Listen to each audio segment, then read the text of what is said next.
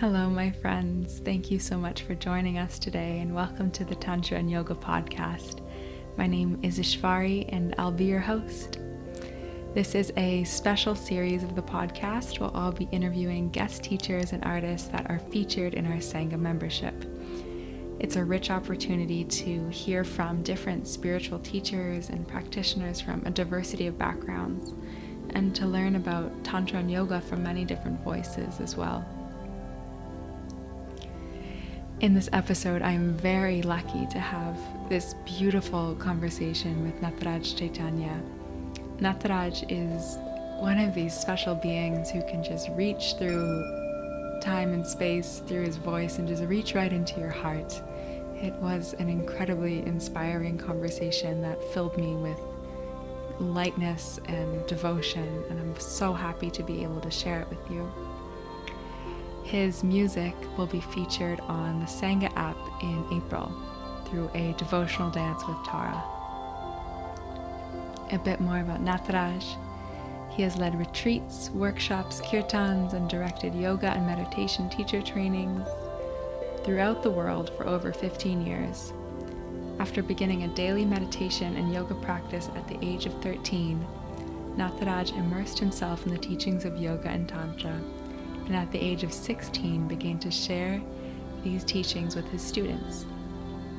He has inspired countless seekers to take up a spiritual practice and has dedicated his life to bringing the wisdom of yoga to everyday life. His love of teaching is evident in the enthusiastic and devotional manner in which he leads his classes. He strives to create environments and experiences where people from all walks of life can directly contact the fullness of their own being.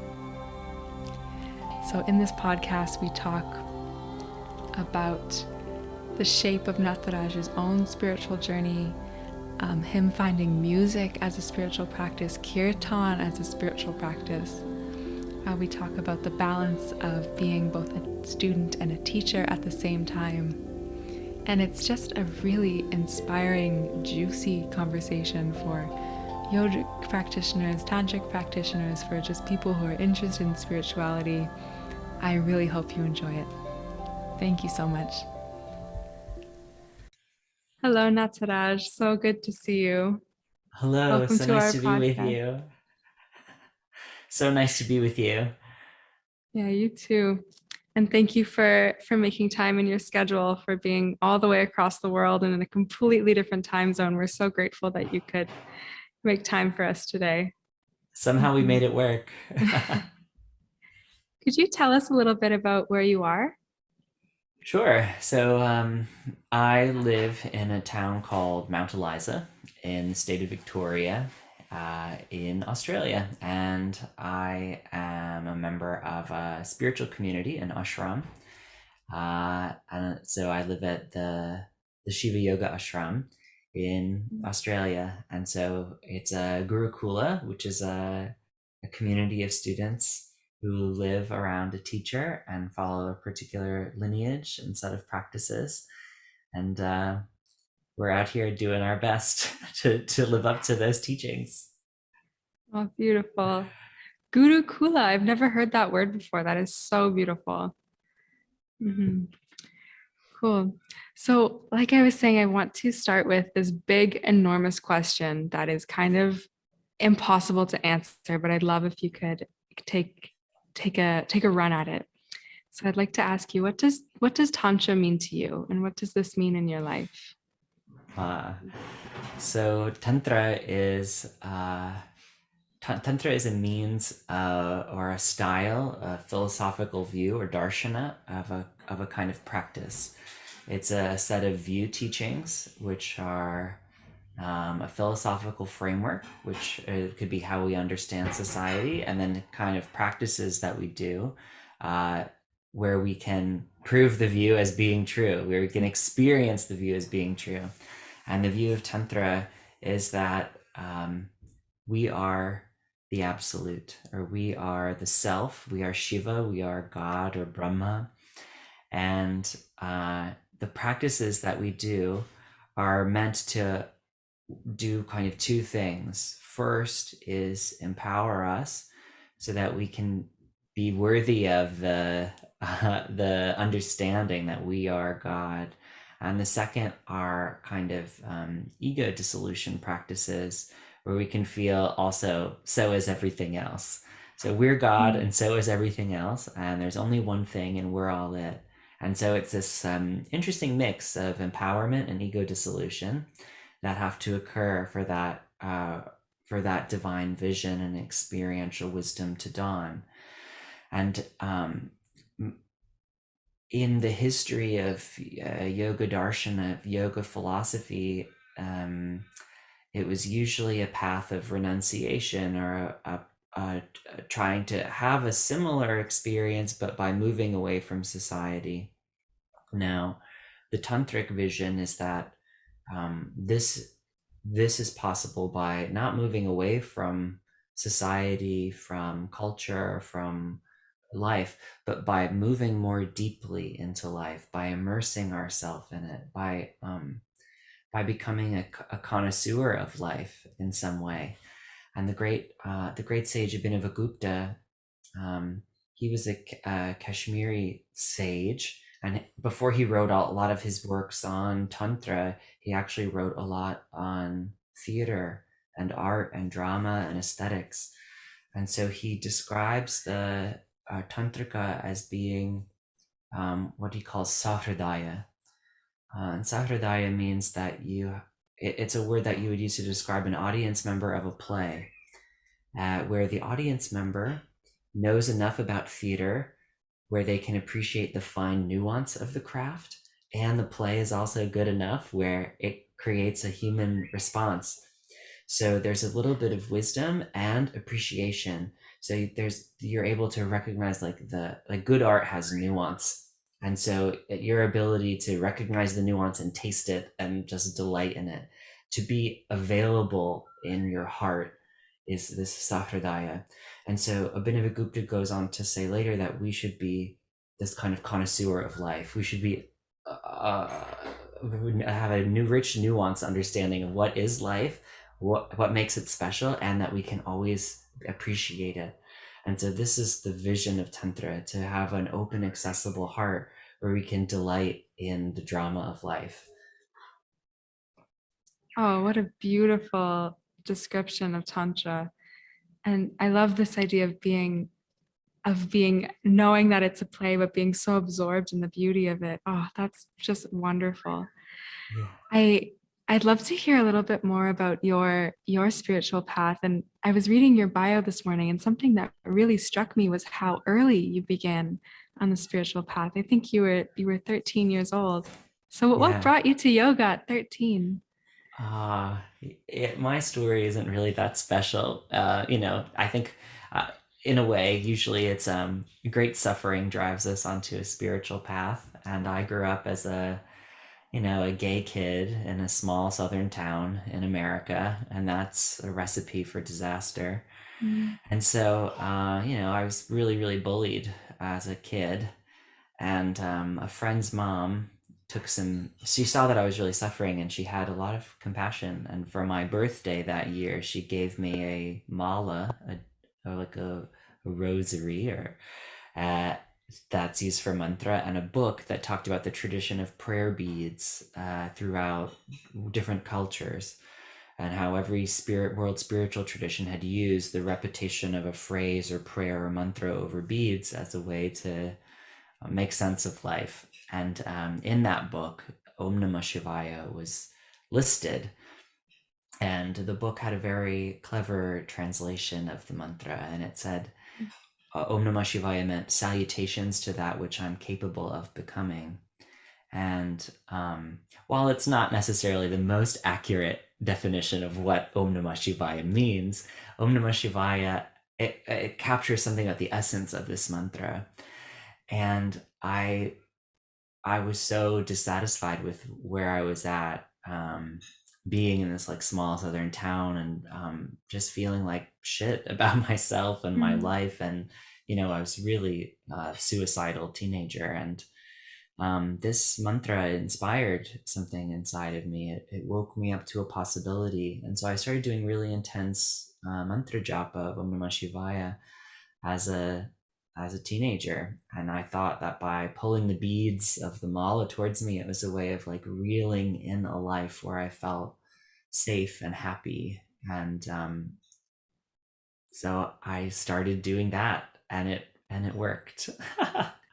And it worked. That's Yeah. the best testimonial for mantra. Yes, and it worked. Mm. And it's so, you say your story is not that special, and we all have these stories, these moments of desperation and pain that drive us onto the spiritual path. And I hope that your story inspires other people who are listening as well. And did you feel like when you started, you were pulling this Molly, you were reeling in this new life for yourself? Did Tantra just sort of naturally fall into your lap in that way? Mm-hmm. Yeah, it it it did and it didn't. A seed was definitely planted, but it took a long time for it to sprout and grow. Um, a few years after getting really into mantra meditation, I came in contact with a wonderful hatha yoga teacher who was the disciple of the great Indian guru Swami Sachidananda. And it just so happened his ashram was a couple of hours away from my house.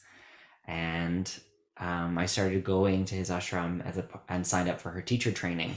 So I did teacher training with his devotee, and then would start to go up to the ashram.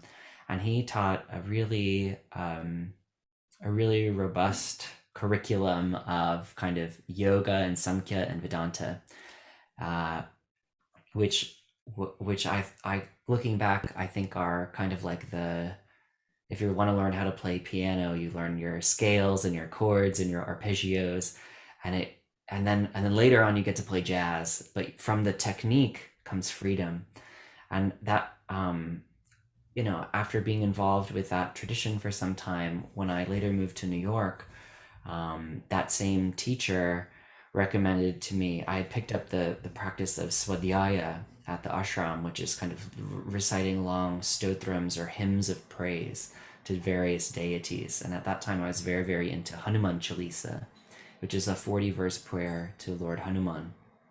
And when I moved to New York, my yoga teacher, knowing exactly how I was, like what kind of person I was, she said to me, "Oh, Nataraj, if you love chanting the Hanuman Chalisa, you should go and you should chant the Guru Gita. It's even longer, so you'll love it." Okay, yes, I'll go. And it's 182 verses in Sanskrit instead of just the 40 of Hanuman Chalisa. And it just so happened that the ashram where they do this practice was right down the block from my college dorm. And an interesting thing happened when I was young and uh, chanting Om Namah Shivaya. Is I used to have these incredibly peaceful dreams where I would be meditating and chanting the mantra in my dreams, and across from me there would be seated this Indian man, and we would chant the mantra together. And I would have this profound experience of peace come over me. And that when I finally went into the Siddha Yoga ashram to chant the Guru Gita, I sat down, and when I sat down, there was a big empty chair with a pair of padukas. The Guru's sandals were there and flowers around, and above the chair there was a big banner that said Om Namah Shivaya, and below the banner was an image of this man, Swami Muktananda, and it was exactly as I had remembered him from my dreams many years ago, but I had never knew he existed until that moment. And so there was a real homecoming in that moment. And Swami Muktananda I'm getting a bit emotional. Swami Muktananda was responsible for helping to bring Kashmir Shaivism, this philosophy of the Trika Tantra, to the West. And so he traveled the world, and he taught people to meditate and contemplate consciousness. And as I started to learn his teachings, a couple of things really stuck with me. And the first was whenever he got to people to he had taken Mahasamadhi long before I had ever entered Siddha Yoga, that tradition. There's a different guru who runs the tradition now. But he would begin each satsang by saying, satsang is when people come together to do practice. So he would begin each satsang by saying, with great respect and great love, I welcome you with all my heart. And he taught that to welcome another person, to welcome yourself, and to welcome our events of our life with this feeling of reverent openness. This was the real yoga. This was what it really meant to be practicing spirituality. So this mood of welcoming, and it resonated as I started to explore the teachings of Tantra and read the transcriptions of his satsang talks, this repeated idea of welcoming others, welcoming the self, welcoming life with respect and love. It really healed some aspect of my being, where I didn't feel so much like a stranger in this world, but as part and parcel of something really divine and really mysterious and really beautiful.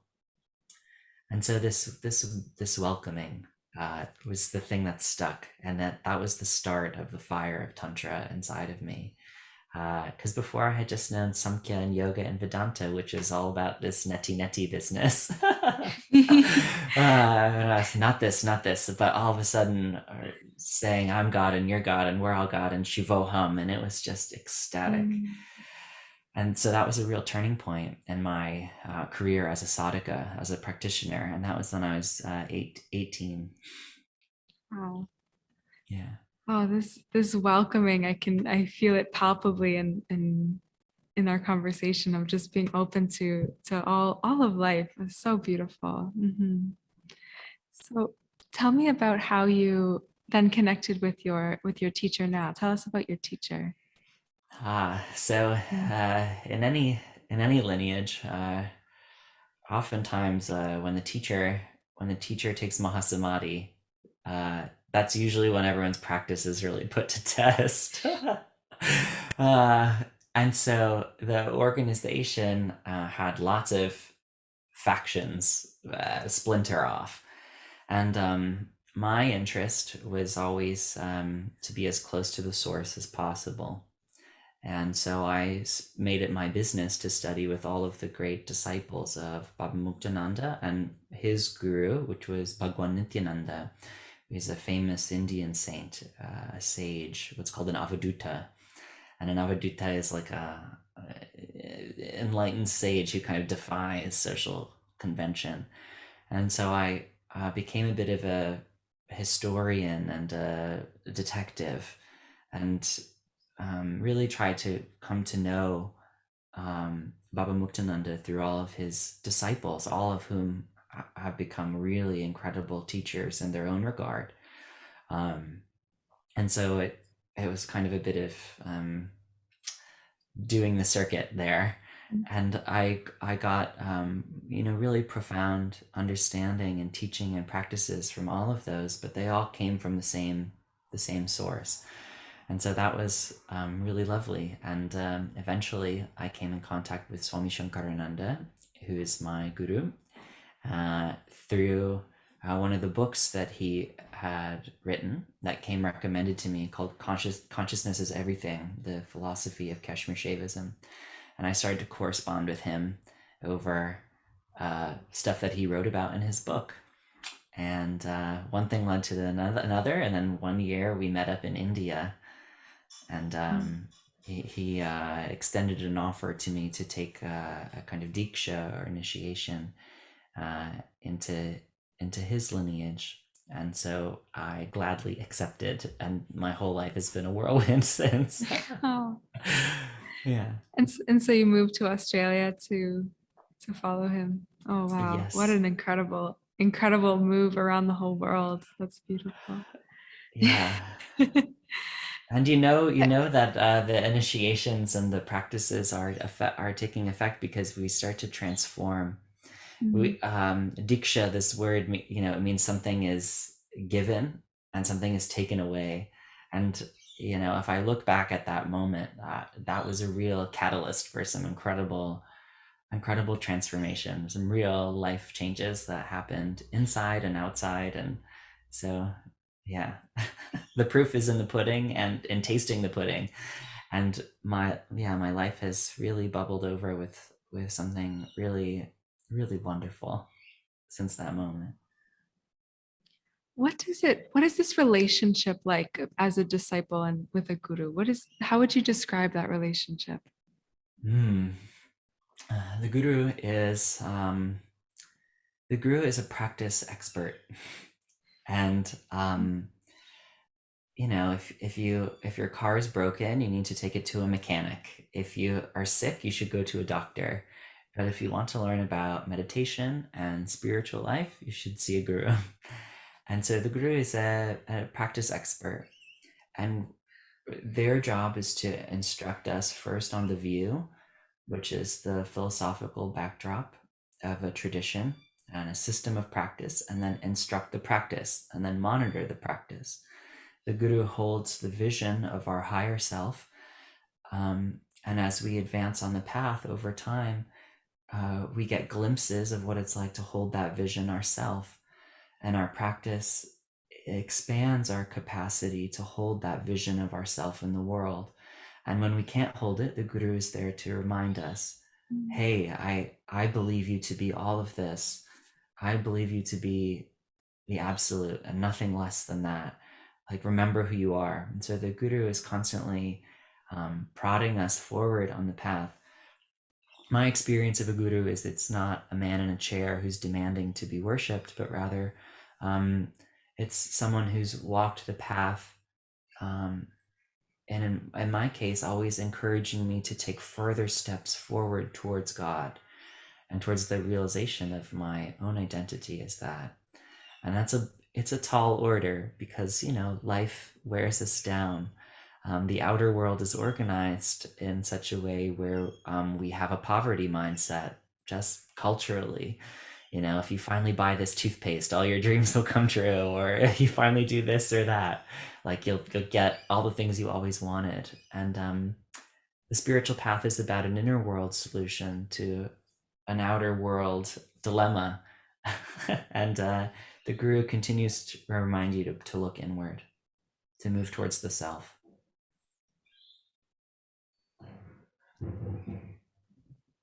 When I was looking at your website earlier, I was really struck by how much you're offering. It's many things. It's philosophy, hatha yoga, mantra meditation, kirtan, and you have this huge toolkit from which you're offering. And I'd love to hear a little bit about your relationship specifically with kirtan. You have a beautiful album called Kula Deva, which I personally just love. Before I even knew it was your album, I was listening to it. I loved it so much. It's so full of just devotional, juicy love. And yeah, please tell us a little bit about your relationship to this beautiful art of kirtan. So I grew up as a dancer, and couldn't sing at all. And in fact, I was told time and time again through my life, like uh, before I was given the name Nataraj, my name was Jimmy. Jimmy, don't sing. Never sing. Don't sing. Oh God, just dance. Jimmy, just dance. Okay. So I had a big complex about singing. And it was interesting, as my dance career advanced, I started to get involved in musical theater, which was also very bizarre for someone who couldn't sing. But I that's the world works in mysterious ways, and so I was always around incredible singers, and yoga and dance are things that I pursued simultaneously for a long time. And when I moved to New York, I was hit by a car, and I was in a car drove up on the sidewalk and hit me, and I couldn't dance anymore. I had some big injuries. I had surgeries, had to learn how to walk all over again. And I, I had the only skill set I had besides dance was I had done a hatha yoga teacher training, and my time spent at the ashram, Satchidananda's ashram. And so I started to teach hatha yoga, and my hatha yoga teachers were this wonderful blend of integral yoga, which was Satchidananda's take on hatha yoga from the Shivananda lineage of Rishikesh, and Jivamukti yoga, which was a style of yoga that was kind of crafted, pieced together by David Life and Sharon Gannon. And as a huge part of their yoga, um, they were about kind of reassembling all the pieces of yoga together. And they thought a good yoga teacher should know bhakti, and they should know nada yoga, and they should know raja yoga. And this is kind of like devotional yoga and the yoga of sound and philosophy on top of being like a kick-ass vinyasa teacher. So it was a kind of yoga that demanded excellence. And so I started to share from how I was trained to teach, which was to present the whole system of yoga. And that um, it started to gain a bit of notoriety in New York, which is also the home of where Jivamukti Yoga, they have their big center in New York City. And it, in my little pocket of where I was teaching, that it had a profound impact on people's lives, presenting the whole system of yoga. And so I started to get asked to teach in teacher trainings. But oftentimes the thing that they needed was someone to teach Yoga Sutra and someone who could lead Kirtan and teach Bhagavad Gita. And I had this whole thing about not being able to sing, and so I did a lot of practice just as holding the seat of the teacher, having to share from my kind of spiritual education of being in the ashrams and being in these classical lineages of yoga. And so I did a lot of bad kirtan. I did it a lot. And um, Is there such a thing as often, bad kirtan? well, to the outer ear, to the mundane ear, I did a lot of real just fumbling around and just noodling around the harmonium keyboard and plunking wrong notes and singing wrong notes. And um, it was such a fry, honestly. Just it was Mm. like burning alive every time I had to do it, and it I got better over time. And there, in City Yoga, there was a big influence on raga, the Indian melodic structure. Swami Chidvilasananda, she'd always instructed before a chant would happen, they'd always say what raga it was, what feeling or emotion it's evoked.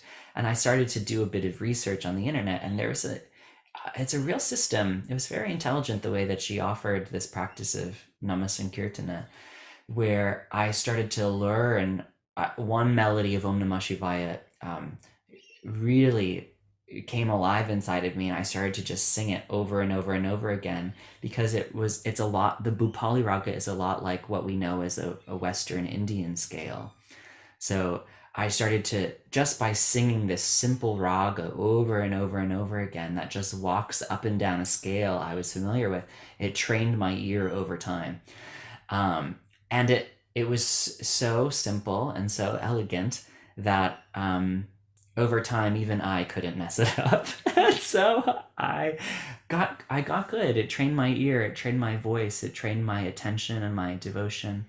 And all of a sudden I kept getting asked to do kirtan more and more, which meant I had to practice more and more. And so it became a huge part of and my connection to mantra was always very profound. So kirtan became a kind of gateway drug that I could hold the door open for people to experience the power of mantra. And so it just kept happening more and more and more and more. And yeah, now I lead kirtan quite regularly, and it's a huge part of my life. But I've come such a far way from Jimmy, don't sing, just dance.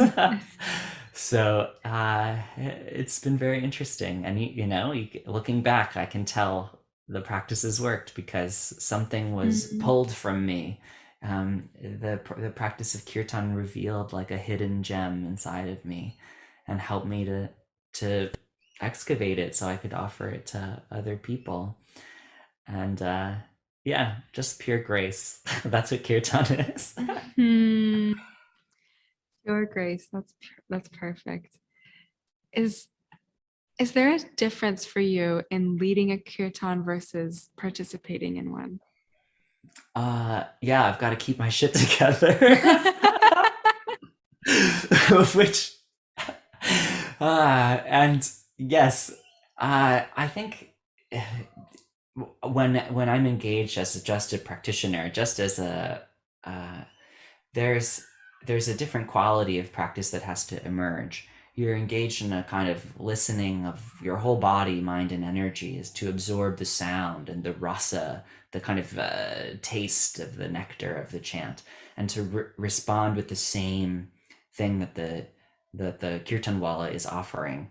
So if they sing the mantra one way, you sing it back the same way. And if you if they sing it softly, we should sing it softly. If they sing it with a lot of power, you should sing it with a lot of power. It reflects the call and response nature of the universe. The whole universe is actually doing kirtan, and we call it the law of karma, call and effect. But I think it's really sweet to think of life as kirtan. And in all the tantras, they are usually a dialogue between, at least in my tradition, between Shakti and Shiva, or Shiva and Shakti. One of them is holding the seat of the teacher, and one is holding the seat of the student. And at some point in the tantric dialogue between them, one says to the other, I love you as my very own self. I offer these teachings out of my love for you. And so when we're singing kirtan, we're using our love as a vehicle towards that recognition and that experience of oneness, of loving everything as our very own self. And so it seems like there are really two things, the call and the response, but they're really just one. And so being the practitioner, in the group that's responding of kirtan, you're responsible for that movement inward. The person who's offering the chant, the idea is it's there. That experience of oneness is there, waiting to be realized in its fullness. And it's our job as the response to make movements towards that love. And so that's its own sadhana, because all your shit comes up.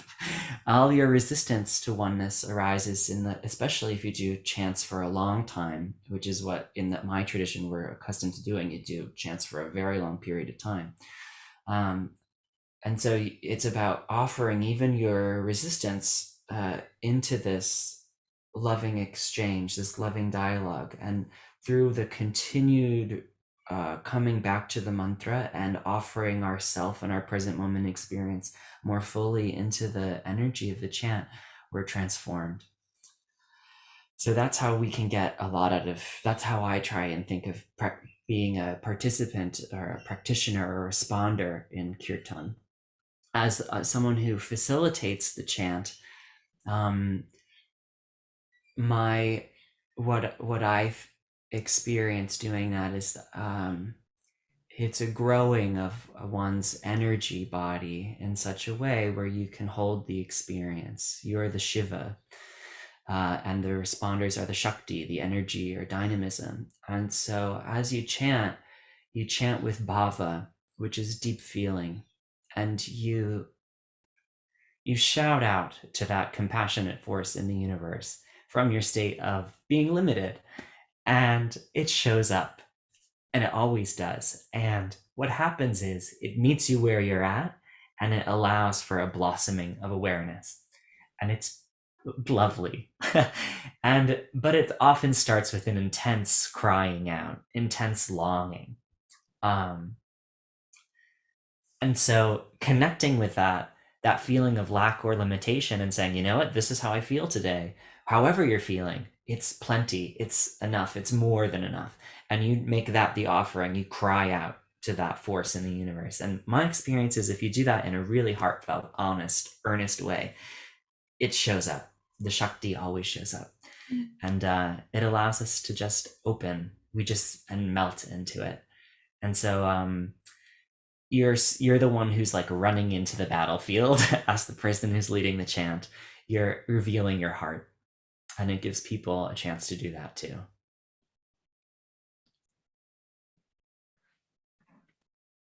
Something I think you do so beautifully is you are as a very skillful teacher at the same time as a very devoted student. And I'd love to hear you speak a little bit about holding these seemingly opposing seats at the same time. Yes. Being a teacher and being a disciple are unique skill sets unto themselves. And there was a great modern yogi. I want to say it was Deskachar, but I might be misquoting. But he said three things make a good teacher: lineage, practice, and love. That you should be connected to a lineage is just the trajectory of a wave. We've got time tested practices that people have done over a long period of time, more or less to the same effect. So we can track it, we can trace it. Okay, this worked for that person. This is the system that works. Let's do that. And you find the one that lights your heart on fire and you just pursue that one pointedly. Practice is, what we receive from the lineage, and that is a depth over time equation. It's And if we're going to be honest, practice, at least from my perspective and my experience, is mostly failure. It's a lot of tail chasing. The same tendencies over and over and over are being brought up and trying to be purified. And every once in a while we get this like little hit of total ecstasy, or like some pearl of wisdom from the compassion of our teachers, or some insight dawns, and it's enough to keep us going for the rest of the 99% of time where we're doing the tail chasing. And love, you should have love of the students. You should have love of the practice. You should have love of your teachers. Being a good disciple is about, for me, it's about recognizing that this is an expert in practice, and they've done a lot of practice. They've sat through hundreds of thousands of hours of satsangs. They've sat for hundreds of thousands of hours of meditation. They've chanted more mantra than I ever could. They've done this, they've done that. And so um, they're a place where I can outsource my mind. Sometimes it's like if there is a block that's arisen, I can say, Swamiji, I need your mind on this. And he's got a brilliant mind because he's done a lot of practice, and so he can throw me a bone. And being a student is also about just being really honest about your current circumstance and saying, this is where I really am. It's not trying to be something you're not, or trying to manipulate people into seeing you some other way, or get the approval from the teacher, or this or that.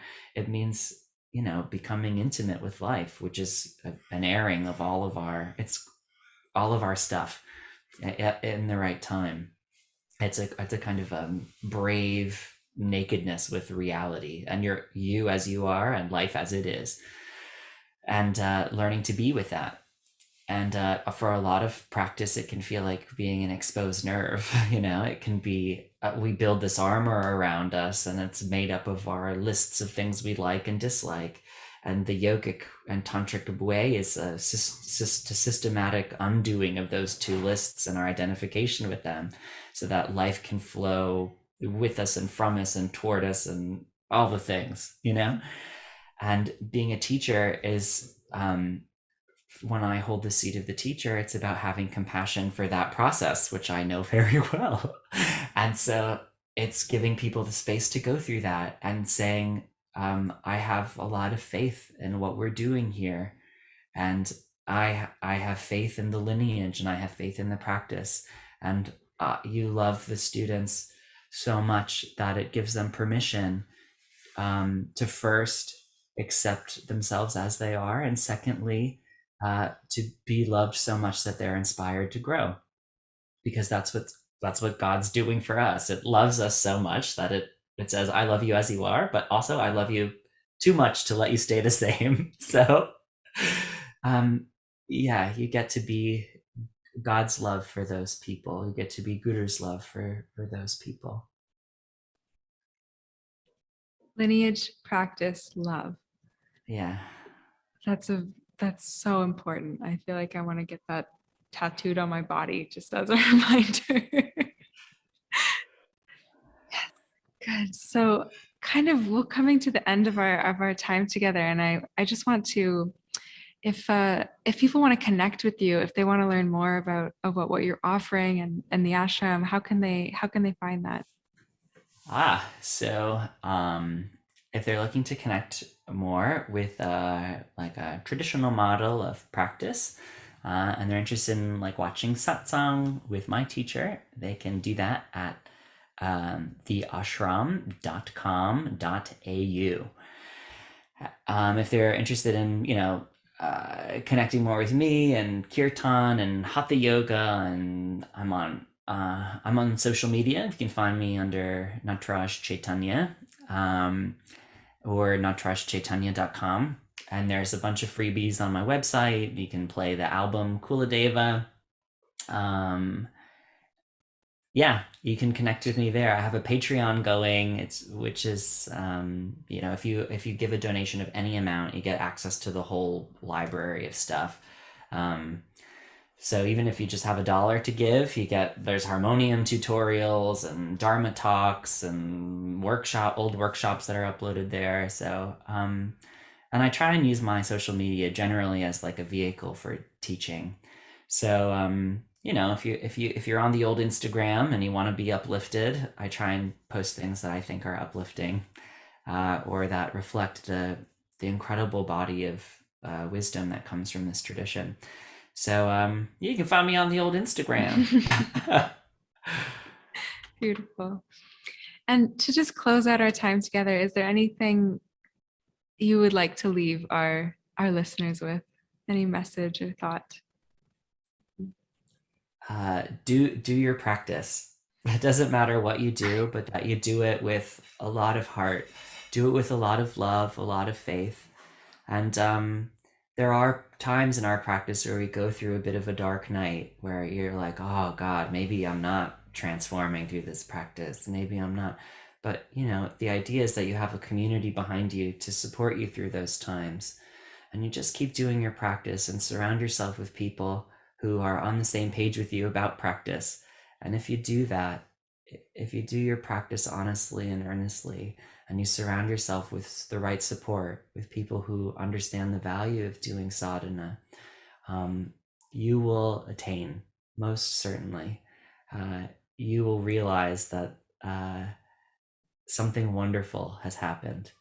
Sometimes it takes a bit of faith and a bit of patience, Shraddha and Saburi, as Sai Baba of Shirdi said, but something wonderful will happen. If you do your practice, a gorgeous unfoldment will take place. Thank you so much, Nataraj. It's been such a joy to talk with you. Thank you so much. Yes, so nice to be with you. Thank you for joining us for this special episode of Tantra and Yoga with the inspiring Nataraj and Ishvari. You can find in the description of this podcast links to learn more about Nataraj, as well as to join our Sangha membership, where you can practice devotional dance with the music of Nataraj Chaitanya. Thank you and Hari Om.